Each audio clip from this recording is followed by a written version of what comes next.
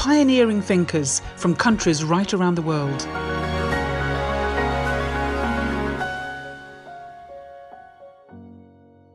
Hello, Om Shanti, and a very warm welcome to today's Masterclass, a series of 21 masterclasses in new consciousness that is looking at new ways of thinking, of being, and of doing in today's rapidly changing world. Of course, in these days of coronavirus, we're all of us having to observe the guidelines for our physical safety to keep us safe and protected. But what about the spiritual laws that are there? Are we also observing those and making sure that we're feeling really safe and connected from within? My name is Philippa, and I'll be with you throughout this series as together we listen to the experience of yogis and meditators from countries right around the world as they share with us their tools, their navigational tools for coping with these times of change.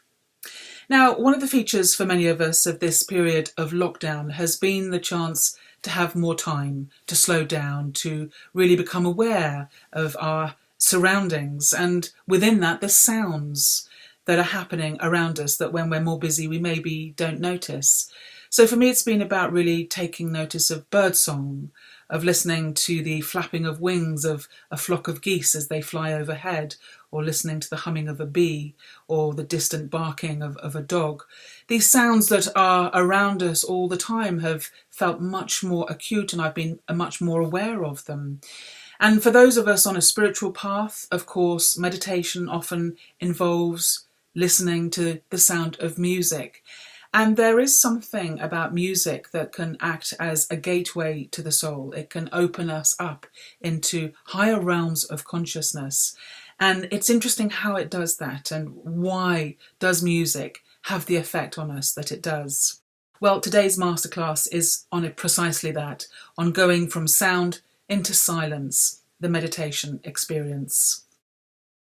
All of our speakers are students and teachers of the Brahma Kumaris World Spiritual University, and as that name suggests, it's a place for learning and understanding about the self, about the soul, and about time and the mysteries of how the world works the way it does. It's an organisation that was founded in India in 1936 through a series of visions and teachings that came through the original founder, Brahma Baba. And they're very much teachings that are relevant to today's time of change, this transitional phase that many of us feel that we are going through at the moment. Now, the founder, Brahma Baba, decided quite early on that it was women that should be in front. And as a result of that, the Brahma Kumaris is now the largest spiritual organisation of its kind in the world to be led by women. Well, let me introduce you to our masterclass conductor, holding the baton for today's musical offering in our masterclass series. It's someone whose life has really been defined by music.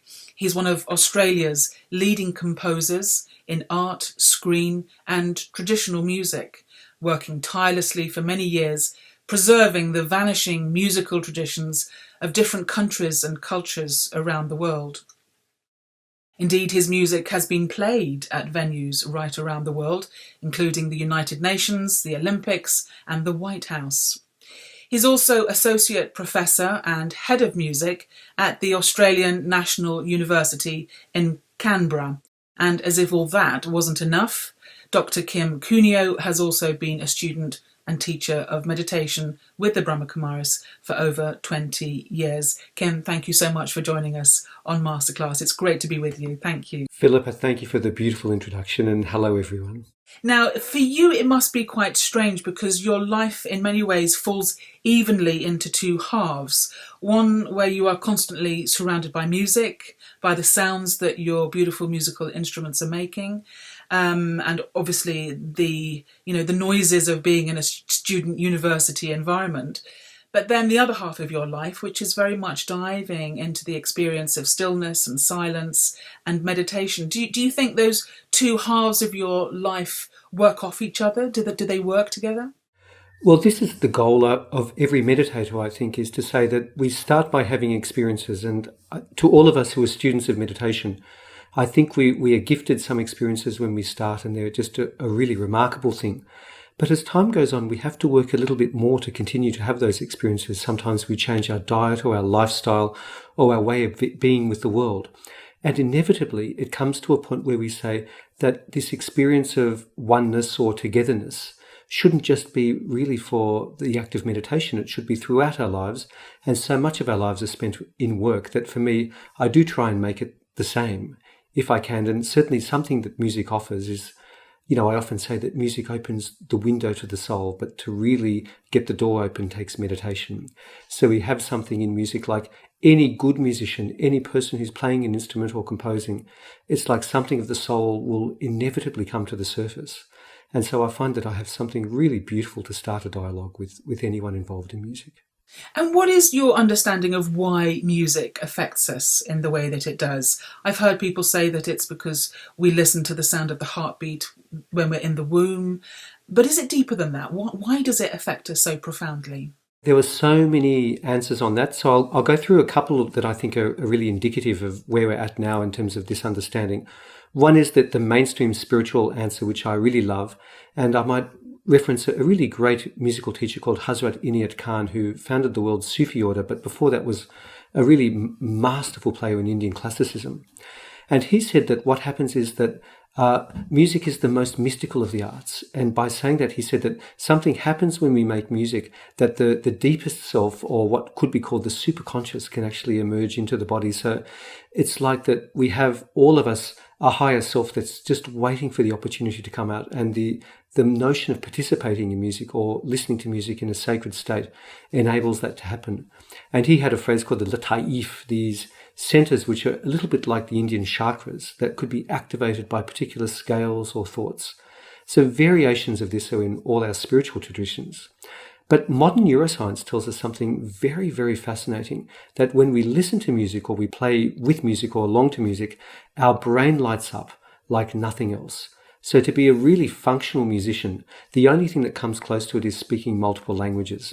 So to any of you brothers or sisters in India, you have such an advantage because India is such a multilingual, culture or series of cultures, because something very similar happens when you speak 3 or 4 languages as when you speak music, which is that the different hemispheres of the brain light up at the same time, and connections between the empathic and the reasoning selves become much easier. The only thing that does something similar to me is meditation. So in a way, what we're saying here is that there's something about music that bypasses our conscious mind and gets through to us without our normal filters that are there to try and analyse and interpret the world around us. This just speaks to us directly. Yes, and it's even better than that, because not only does it bypass the conscious mind, we can still use it whenever we want. So we don't have to leave our intellect at the door when we're making music. It's like the human brain and the human body know exactly what to do. I find it astonishing when I'm looking at really great young virtuosi who are playing an instrument, because, they're putting in, people say it's the sort of 10,000 hour rule, that you need about 10,000 hours to get good on an instrument. Really, we think now it's about 40,000 hours. But something happens after about this 10,000 hour mark where things that had to be conscious become unconscious, and so there's this ability for music itself to become patternistic in the human intellect and brain. So it can become like breathing in the end. And even though when we start, just to get your fingers around an instrument can be so difficult, 20 or 30 years later, it can be as easy as breathing. Now, you're very much a child of different cultural heritages and backgrounds. Was music and music from around the world always a part of your life growing up? Were you always exposed to that? And how do you think that affected you? Well, I did have an unusual upbringing for an Australian, because Australia, as any of you who aren't from Australia would know, is a very multicultural society. But when I was younger, it wasn't quite as multicultural as it is now. So there was a sense of a dominant Anglo culture within these emerging cultures. But my mother was born in Myanmar, and she has Indian Jewish heritage. So I was brought up from her with a love of, not so much Burmese music, but Burmese tradition and thinking was certainly in her mind. But she grew up a lot of her time in India. She actually was a refugee, ended up in India at age 13 and, spent quite a long time in India, and that really formed her as a person. So she loved every aspect of India. She thinks still, well, she's left the body now, but she thought during her life that India was the most remarkable country in the world for what it did. And she was very much alive at the time of our founder in the Brahma Kumaris, Brahma Baba. And so that was a big part of my childhood, was looking at this tradition. And then my father is an Iraqi Jew who grew up in Shanghai. His father was from a place called Izmir, which was called Smyrna at the time. So he had a couple of foundational aspects. One is what's called Sephardic Judaism. The Jews who left Spain in 1492, who were asked by Ferdinand and Isabella to leave very, very quickly, incidentally the same year that Columbus sailed to find the New World, which is just one of those amazing, coincidences. On his mother's side, it was a very old and, quite an exalted tradition that his grandfather was the chief rabbi of, a large part of Iraq. And so he looked after Jewish communities throughout China, also in Hong Kong, in Singapore, and a number of other cultures. I grew up with this, I guess you would say, a combination of sounds, but a sacred combination of sounds. So I thought it was quite normal to hear, particularly, the sounds of Judaism, but also the sounds of Islam and the sounds of Hinduism as really foundational parts of my childhood. It was only when I got into high school and I realized, other people didn't do that. Other people listened to popular music. So I tried to catch up. And of course, it's no surprise, therefore, that as an adult, you were keen to journey and travel back to some of these countries and exploring the musical traditions when you got there. And in some situations, you were actually reconstructing the ancient instruments and bringing them back into life so that we could hear them in the present day. What were those projects that you were doing, and what was that experience for you of listening to music as it would have been listened to way back in history? On one level, it was a dream to do this sort of work because, like many young musicians, I'd been to the conservatorium and done my studies. And I remember thinking in my final exam, what will I do with my life now? Because I knew I had this spiritual inclination. I was thinking at the time I hadn't discovered the Brahma Kumaris, but I had a strong engagement with Tibetan Buddhism. So I was strongly considering to become a monk. But I'd had this thought that I'd studied these very strong traditional methods of analysis in Western musicology.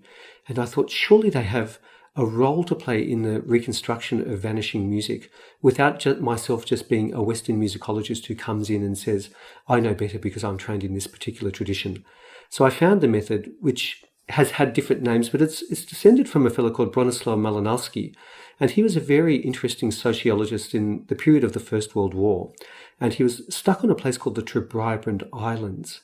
And what he had to do was, he was there for so long that he had to become a participant and an observer in the cultures he was studying, rather than just saying he would write about it for the Royal Society. And I think that I found that very, very inspirational as a young musician, that I could literally be with or sit with practitioners, particularly practitioners of vanishing musical traditions. And just by sitting with them, when they gave me permission to start interpreting, I would then follow their lead. So it was very different from myself coming in with the ideas of knowing what to do. I became a follower. But at the same time, I started getting lots of commissions to do this work once I had formulated it. And I think many of us have had this experience. Once we come up with something that is of genuine service to the world, it's like we're suddenly told, well, you have to get busy doing it because that's our little task at this time. So some of the projects I worked on, my first big project was the music of the Dead Sea Scrolls. Now, these were discovered in 1948 by a young boy called Muhammad El-Dib, and he actually just went into these caves at Qumran and found these masses of texts. At the time, no one knew how old they were, but we now know that they're written around the same generation or two generations as the historical Jesus. They even describe a fellow called the Teacher of Righteousness that some scholars have said may well be Jesus himself. So it's a very big thing to then study. So I had to look at, how to best understand ancient Jewish writing, do my own translations, and then transcribe vanishing musical traditions from Iraq and Yemen, and then see how they could work with these texts. One of the most exciting things in that commission was to discover Psalm 151. There were 150 psalms in the canonized Bible. So if you get the King James Bible out or something else and you look up psalms, there were 150. But there were 154 in the collection at Qumran, which lead us to think that that things were a little bit different in the past, that, notions of what spirituality were broader and still open to much more interpretation. And from that project, I just went from project to project for about 10 or 12 years, looking at sacred musical and sacred art collections. And it was an astonishing time of my life. Some of the highlights were the Garden and Cosmos collection, which is the Maharaja of Jodhpur's sacred art collection, which is so beautiful. That went to the British Library and the Smithsonian and also to Australia. And then I, at one point, got to do the Egyptian antiquities of the Louvre. So I got to think about what is even, the oldest Egyptian music, which was just fascinating. And another project was the Khalili collection of Islamic art, the largest private collection of Islamic art in the world, including Genghis Khan's solid gold saddle and an astonishing array of Qurans and some texts that literally blew my mind, including like the Mongol chronicles of the world, the Mongols telling the story of world history until then. So getting to work on those things has really been a big part of my life because they've taken all my intellectual capabilities. But as I've gone into them, I've realized it's all about spirituality, that the people who wrote this music and wrote these texts, they are looking for a way to systemize often the experiences they've had of something greater. And isn't that nice to think that that experience can still be ours today? It's absolutely extraordinary. And I'm trying to get my mind around what it must have been like for you to, say, be presented with those psalms that perhaps hadn't been seen before, or to be standing in front of the Maharaja of Jodhpur's art collection or the Egyptian collection at the Louvre. And I'm wondering, as a composer, what is that process? How do you interpret what is a visual experience and put that into music? Is it almost like the piece itself whispers in your ear and you just somehow intuit what the sound of that particular piece would be? How do you do that? Well, I have to answer that question by thanking one of my main composition teachers. In Australia, we had three very famous composers in the 1950s to the 1970s, and mine was one of them, Nigel Butterley. And he was the great sort of mystic of Australian composition at the time. He was a very religious man. And when he taught me, he saw a bit of himself in me. So instead of saying, I'm going to teach you actually how to write music or work on your orchestration or do an analysis of a Bach cantata, he said, I'm going to leave you to take care of that stuff yourself. I think you're capable. So we're going to look at actually observing the world. So for some time, my lessons with him were watching him work. So literally watching, a master composer in his studio, quietly doing nothing while he literally just wrote music on a page. It was astonishing. And then after a while, we both came to the conclusion that we should go and see art collections together. So we had about a year where we actually looked at art together. And some version of what you just described emerged to me, as it had to his own career, that it's possible if we meditate and really put all our intellectual and spiritual capacities into observing something, to trust ourselves to have an authentic response. So it was trusting myself that I could have that response. But after finding that response, it's very important to use the intellect and to use it rigorously. So I think that's my particular skill or methodology, is this combination of quite, rigorous intellectualism without being bound to it, because I think it's only useful as a tool, and a very fantastic tool at that. And for you to reproduce authentically the sound that you were intuiting or feeling, in many instances, as we said, it involved actually reconstructing the instruments of that time to really get back to the authentic sound. And you've got a couple of instruments with you there. And I just wonder what that moment was like for you, having created that instrument and then hearing the sound. Did you somehow feel that the instrument was connecting you back through time to those people who would have been playing those instruments at that time? And what kind of sounds did you find that you could make? This process was very interesting, and I want to credit another one of my teachers, actually my doctoral supervisor, Professor Michael Atherton, because he'd had two commissions, one on ancient Greek music and one on ancient Egyptian music, just like myself. And so he'd actually been thinking for about 10 years about this methodology. He introduced me to a couple of luthiers who had, I guess you would say, it's a strong interest in this side of thinking. It's, of course, almost impossible for anyone to make a living doing this. But what really brought it to the fore was I had a commission, well, it's about 15 years ago, to try and reconstruct music directly of the time of Jesus. It was called the Temple Project, and it was for the Melbourne International Arts Festival and the Australian Jewish Museum and the Gandalf Foundation. And what they wanted to do was actually to try and imagine what the Bible described as this orchestra of the ancient world, because there's astonishing descriptions in the Bible of, for example, there's a guy called Hugris the Levite who apparently could stop hundreds of people with his beautiful melisma.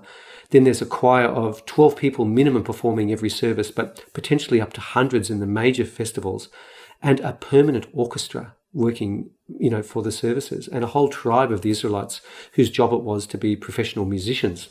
So I was so excited by that, and I found through the Haifa Museum actually a fellow called Moshe Fuhrman who'd spent 25 years working with that museum trying to reconstruct those instruments. So I was very lucky that I was essentially able to just, make contact through this museum, and one day, basically, these astonishing instruments arrived in the post. But of course, it was much bigger than that, but literally they arrived, I picked them up, and I was, literally at one point driving around with, these one-off reconstructions of ancient instruments in the car. It felt astonishing because, like you said, when I played them, something did happen. They're difficult to play. They're not as reliable as modern instruments.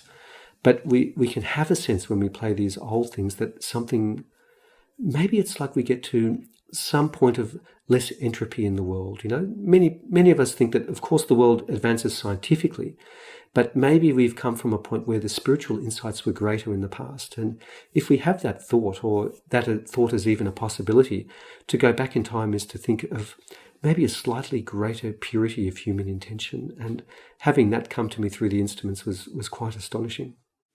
It is a fascinating thought when you go back and look at some of the musical compositions that were being created way back in time. The level of awareness and consciousness and spiritual intention that comes through that music is absolutely profound. And a very good example of that, I think, is Hildegard of Bingen, who was the first recognised female composer. And you've made quite a special study of her work. And I wonder what insights we get into the ancient mind through her work. For those of you who don't know Hildegard of Bingen, a simple Google will bring her up. And she was in some ways a very modern woman in our sense of the word, because she did all the things that a woman could do and many of the things a woman couldn't do. She was actually given to the church in a very strange manner. It was called oblation. At the age of, we think between 5 and 8, probably 8, she was the 10th daughter of a religious family. So she was literally gifted to the church, and a funeral service was held for her at that point because it was the end of her worldly life. Her job then was to meditate with God and help to release our sins, very much in the Benedictine tradition, which is a very mystical but also a very pragmatic tradition. And then she studied with a woman called Jutta when she was younger, and Jutta was quite a rich woman.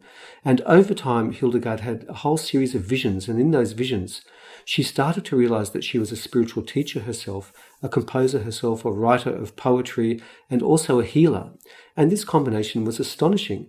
So it takes a long time, but by the time she's in her 50s, she's become a really mature woman. She's actually got together her own monastery or her own convent of women.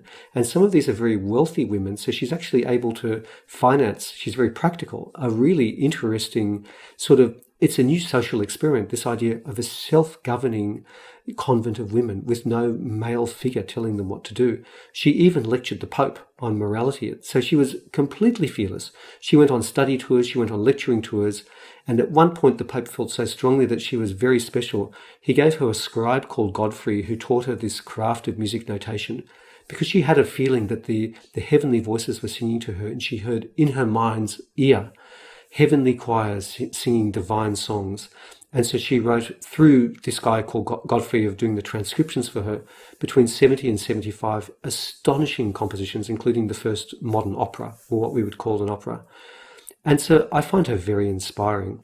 And it's not only myself. I spent a lot of my working and non-working life with a woman called Heather Lee, who we've worked professionally together for many years. And Heather has the perfect voice for Hildegard. So when I first started working with Heather, I played her some Hildegard and she loved it. So we made it a study to go back to the original manuscripts, which are written in a language called pneumatics. So it involved learning a new way to read music, a very old but new way for myself, and to then write modern scores based on that. And from that, we were then able to form a new medieval instrumental ensemble based on living traditional instruments to then accompany this music. And we've done a whole lot of projects. We've recently finished a project called Hildegard in India, which is looking at the relationship between the modes of the Benedictines and the beautiful sounds of the Indian raga system, particularly in Carnatic music, because it's a similar level of structural foundation. They're existing at similar points in world history. So we wanted to see what was similar, and what we found was similar was this unquestioning belief in the power of combinations of notes, what we would call scales, to transform human consciousness on a single listening. Isn't that astonishing? And it still has that effect on us even today. Yes, I believe very strongly that this is one of the reasons why music is so powerful to us, because there's a sense of it being an absolute art form. Now, most of the music we listen to it's what we would call in musicology programmatic. In other words, it tells a story. So you go to the movies and you see the film score, in a Bollywood or Hollywood film, and it's enabling a narrative device to be told. Even much of the great symphonic repertoire in Western classical music is programmatic.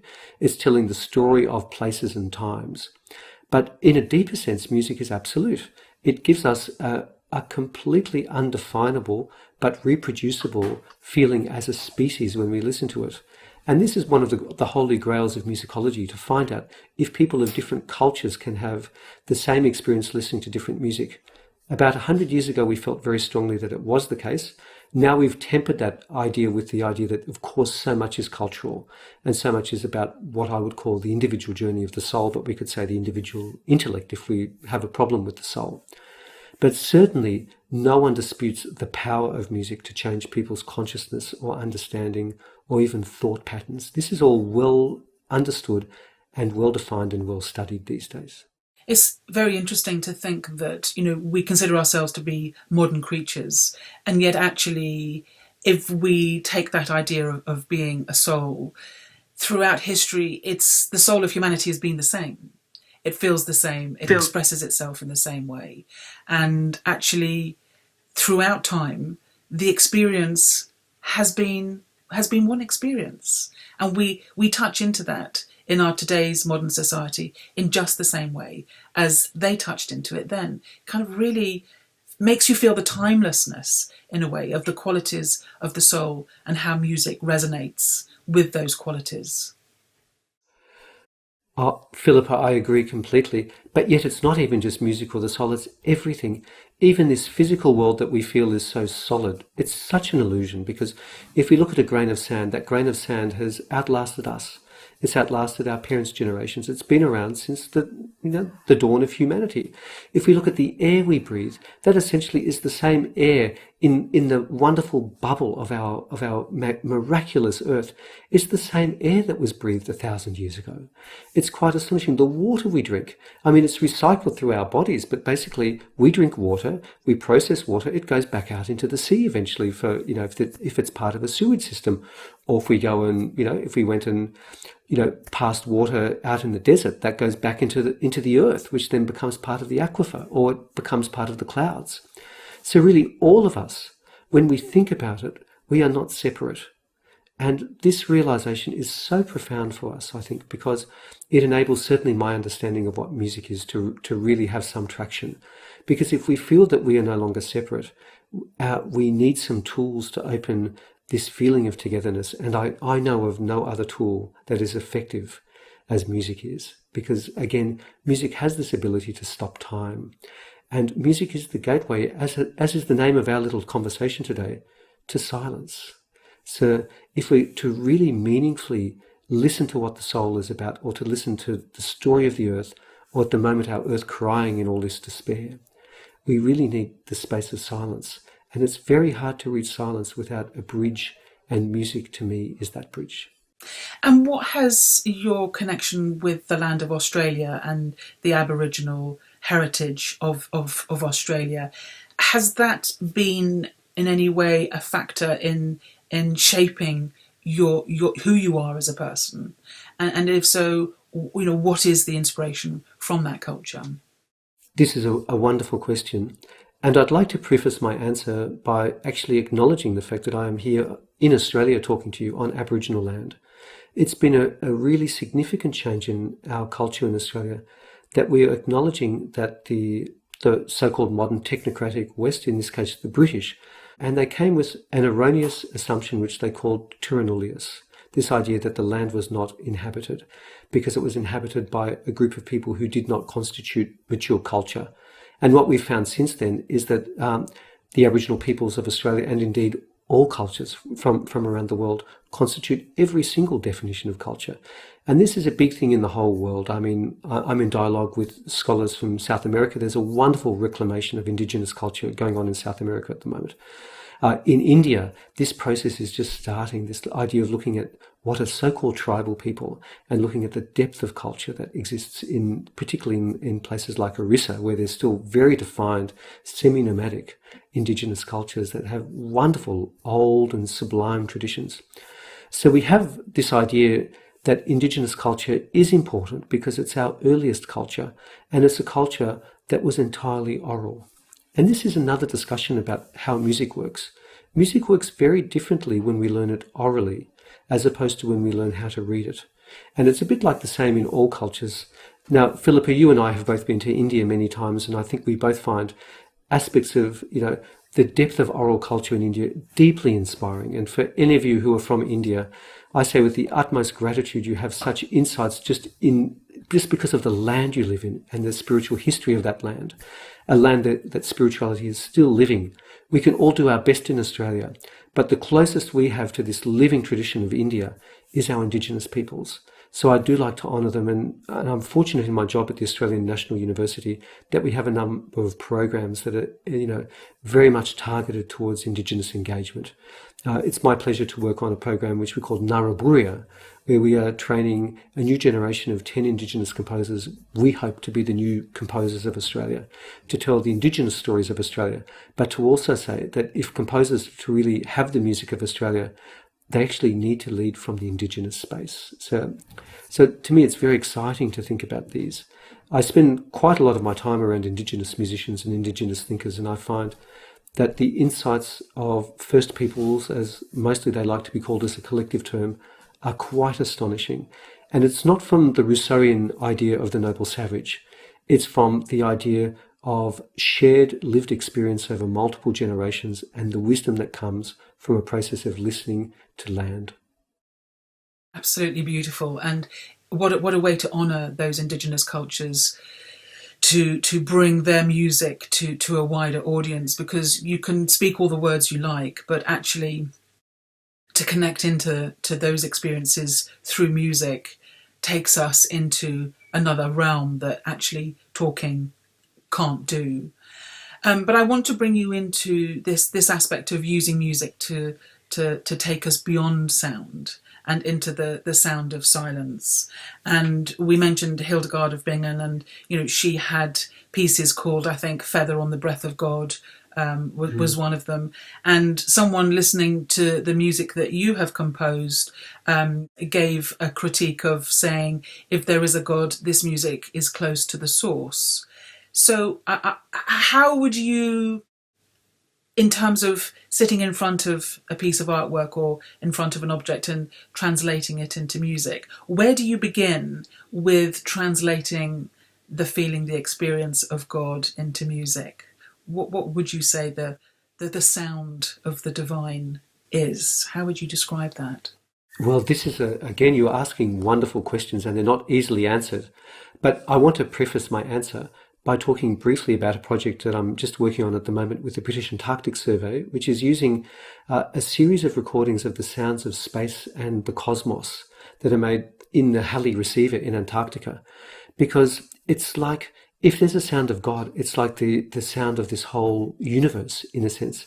And we used to think that the universe was Newtonian, and this idea of a two-dimensional scientificism is still very dominant in many aspects of culture. But we've since realized that space is not a perfect vacuum, and music and sound can travel in space, but they travel on a depth and a slowness that the human ear cannot hear.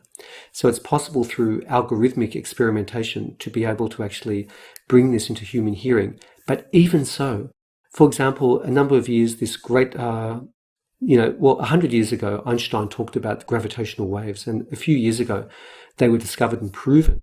Now, they were proven by sound. People actually were able to record the acoustic phenomena, an actual acoustic sound of this wave of distortion in space-time. And to me, that's the mind of God, for want of a better term. So it's like, if we think this universe is multifaceted and magnificent and beyond time and space, what is beyond time and space? To me, whatever our definition of God is undefinable in some sense. There is it's very easy to talk about, traditional religious definitions, and they certainly help. But I think all of us know that if there is a God, it's beyond our limited human intellects. So that's a part of it, is to surrender to the fact that really we will never be able to directly translate this feeling because it's so vast. But yet maybe there's an echo of an echo that can come to the human soul. And personally, I feel that there's only a chance of doing that if we follow a process of clean living. Now, of course, none of us are perfect. I'm not perfect. I have my weaknesses, and, I do my best to get over those. But at the same time, we can say no matter what our weaknesses, we can make this commitment to have, for want of a better term, a pure life. A life that doesn't really indulge in vice needlessly. And that's a good start. And then to say a vice that does to others what we would like to have done to ourselves, some version of the golden rule. And then having a daily life that has spiritual precepts opens us to the process of regular meditation. And regular meditation, when there's a simpler, purer life, can become the most profound experience. And over time, I feel very strongly that meditation allows us to listen to the subtle realms of this universe.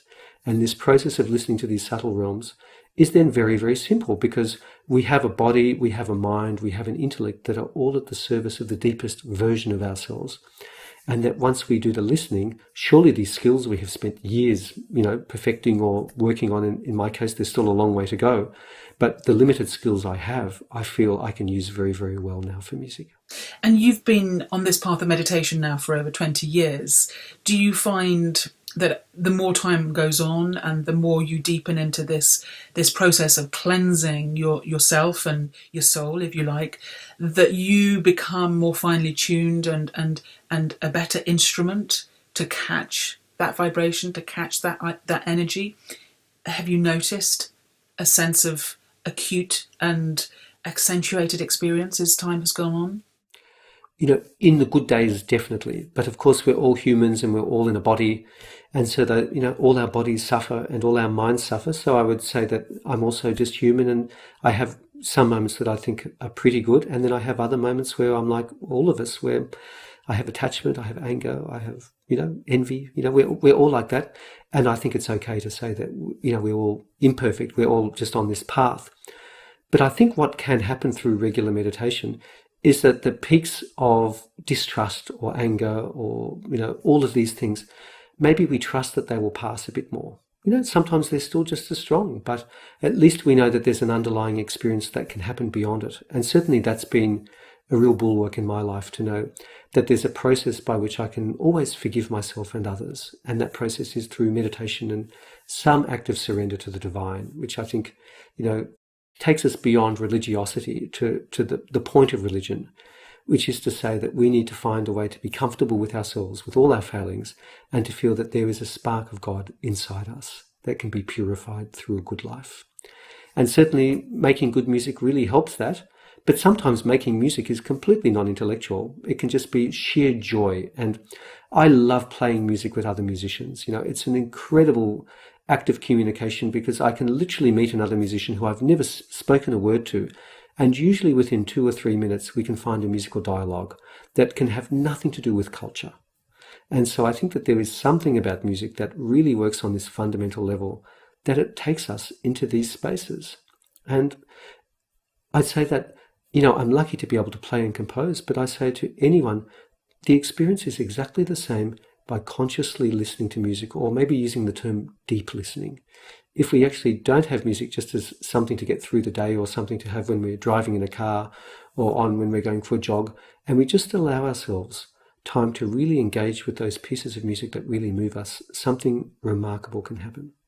Well, let's see if we can make something remarkable happen right here and now, and practice what you're talking about here of deep listening, because you have got some musical instruments there.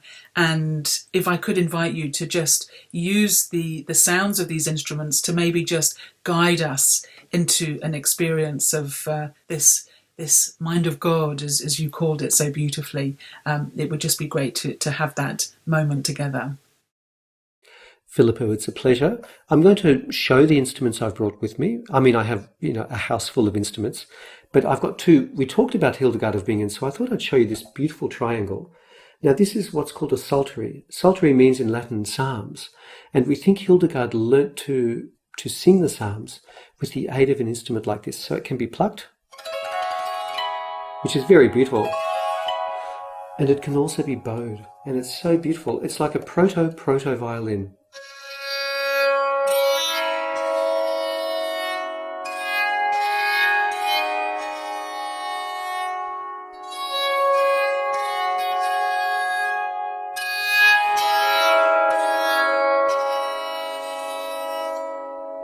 So already we start to feel the mind settle, because when things slow down musically, the human heart has to slow. We've been studying this for generations.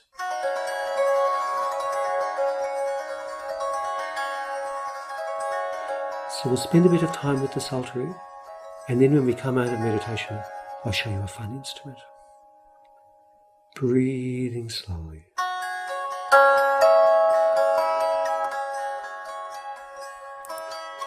Sinking into your chair. Everything is okay.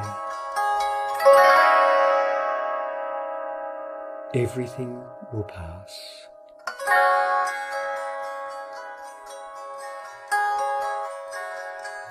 If you'd like to soften your gaze or close your eyes, just breathing in and out.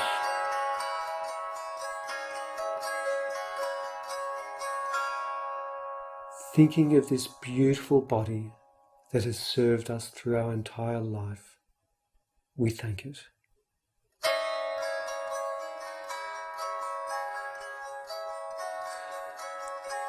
We thank our feet, our legs, our knees, our buttocks, our back, our stomach, our shoulders, our arms, our neck, our head, our wondrous brain, everything that constitutes this remarkable body.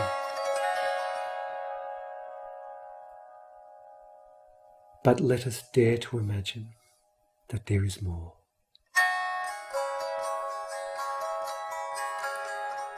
What if the truth is more radical?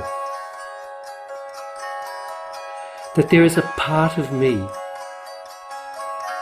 that neither slumbers nor sleeps. There is a part of me that does not suffer. There is a part of me that will not give suffering to others. There is a part of me that in its deepest self longs for only one thing: union with the divine.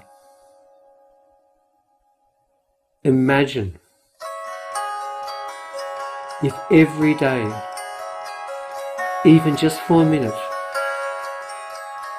this super self could come and take a seat in our wondrous bodies. What a life we would have.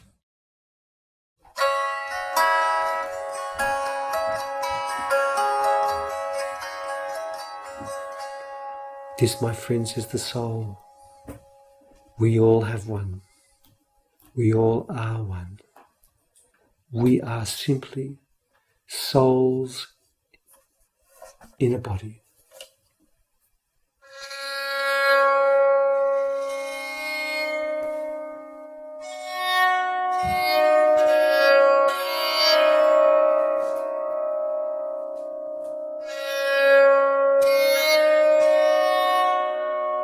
May this soul protect us and guide us.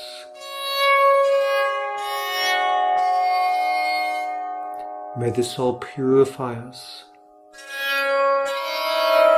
keep us safe, and allow us to forgive and help all other beings. We know we have this capacity. May it be our destiny. Shanti.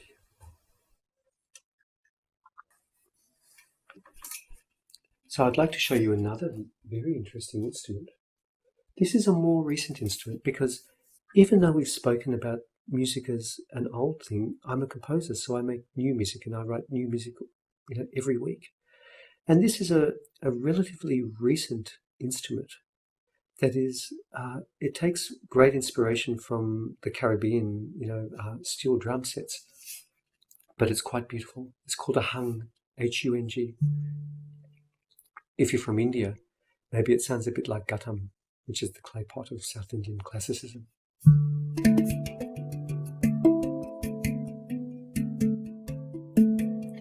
With the hung, it's almost like every thought can become a little note.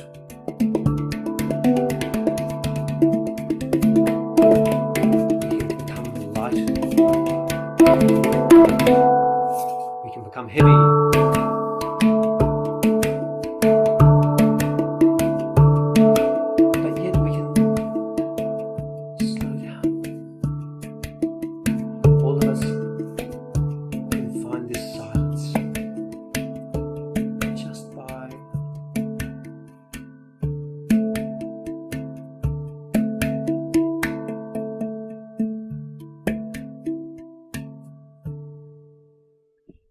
And this is music to me.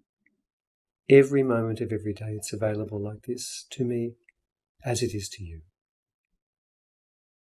Kim, thank you so much for sharing so deeply with us. I feel like we've been on a journey through time, through space, and certainly through music. And I will really pay more attention to the sounds in the world around me and think about these things that you have shared. I hope we get a chance to do this again sometime and go more deeply, because I get the feeling that we've really skimmed the surface of what is clearly a deeply profound subject for us to dive into.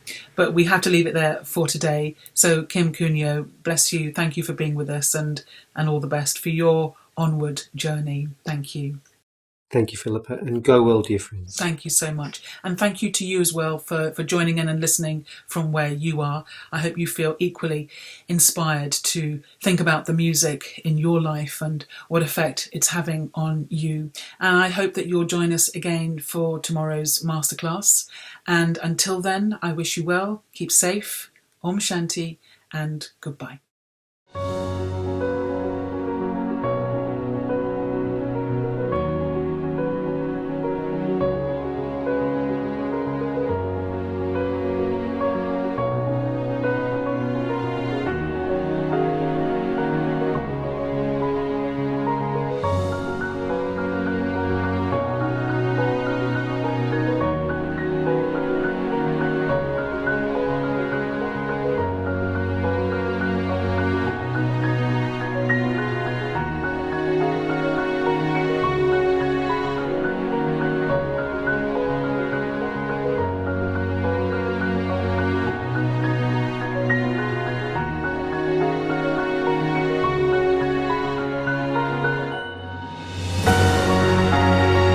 "21 Masterclasses in New Consciousness, new ways of thinking, being and doing for the new you."